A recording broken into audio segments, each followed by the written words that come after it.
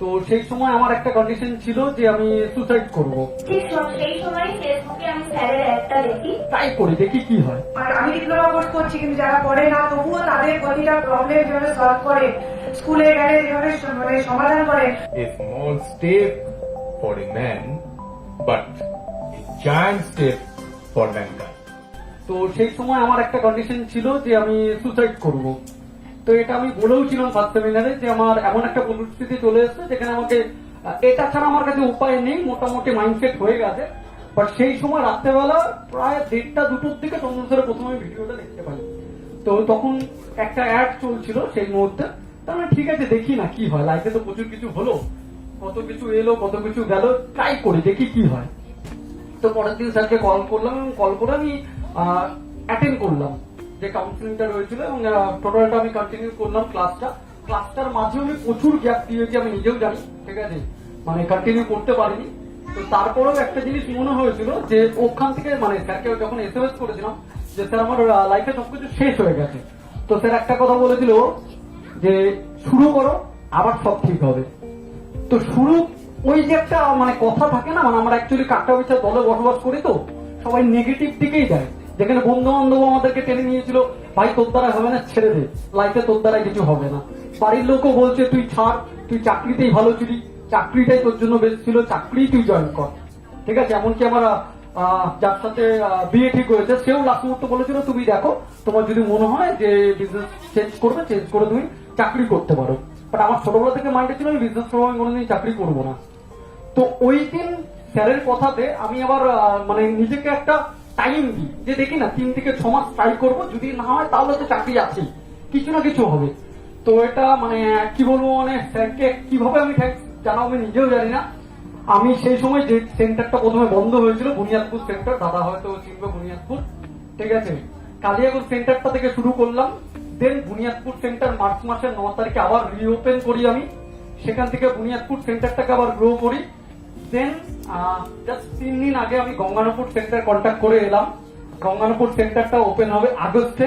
তো এই 3টে সেন্টারই আমার কোনো কৃতিত্ব নেই, আমার টোটালটাকে যদি আবার পুনর্জন্ম দিয়ে থাকে সেটা শুধুমাত্র চন্দন স্যার।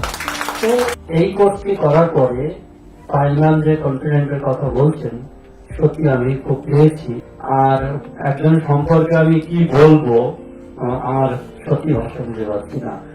এমন একজন মানুষ আছেন আমাদের কাছাকাছি কলকাতাতেই, এটা আমার নিজেরই ধারণা ছিল না। তো আমি চন্দন স্যারকে আমার কৃতজ্ঞতা জানাই আরণ্যক পরিবারকে। আমার যে শিক্ষা ছিল সেটা নিয়ে এগোবার, এবং ঠিক তখনই ভগবান হয়তো বলে না যে আমরা মন থেকে, খুব মন থেকে যেটা চাই, ভগবান ঠিক সময় সেটা আমাদের সংযোগ করিয়ে দেয়।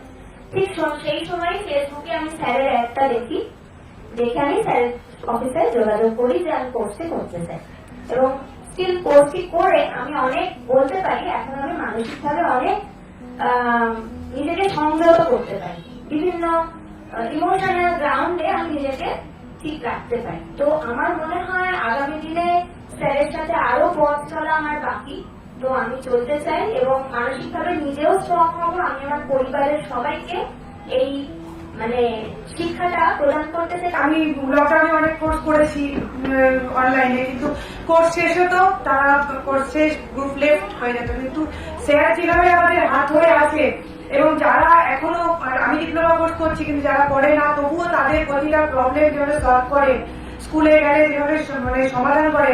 আমি মধ্যগ্রাম থেকে আসছি, আমার এলাকা খুবই উন্নত, যেখানকার স্কুলগুলো খুব উন্নত, যেখানে ইংলিশে ছাড়া প্রায় কথা বলে না।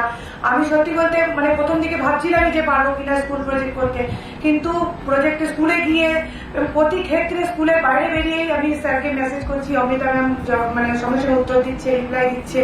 এতে বুঝে গেছি যে স্যার কখনো হাত ছাড়বেন না আমাদের, যে কোনো কাজে এগিয়ে গেলে সবসময় আমাদের সাথে থাকবেন। এই যে সাহস দেওয়া এবং স্যারের সাথে থেকে যে শেখা, যে অন্যকে ভালো রাখতে হলে আগে নিজে ভালো থাকতে হবে, এই শিক্ষাটা এটা আমরা সবাই জানি, কিন্তু বারবার যে শোনা, অনেকদিন পরে শিক্ষার্থী হিসাবে আমি তো বাই প্রফেশন টিচার, ভাবতাম যে অনেক শিক্ষিকা হয়ে গেছি, অনেক কিছু শিখে গেছি, কিন্তু প্রচুর প্রচুর শেখা বাকি।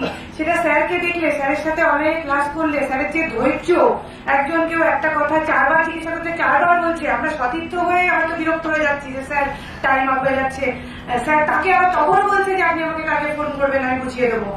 এই ধৈর্য শেখার মতো সত্যি স্যালুট স্যারকে। কারণ আমি যেহেতু একজন প্র্যাকটিশনার, বাচ্চাদেরকে নিয়ে ছোটখাটো কাজ আমি আগেও করতাম, আরো বেশি জানার উদ্দেশ্য নিয়ে আসা।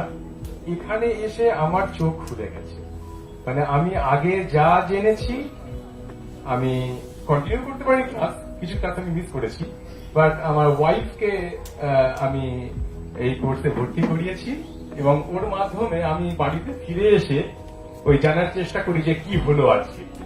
তো যাই হোক, এই অনুষ্ঠানে আসতে পেরে আমার খুব ভালো লাগছে।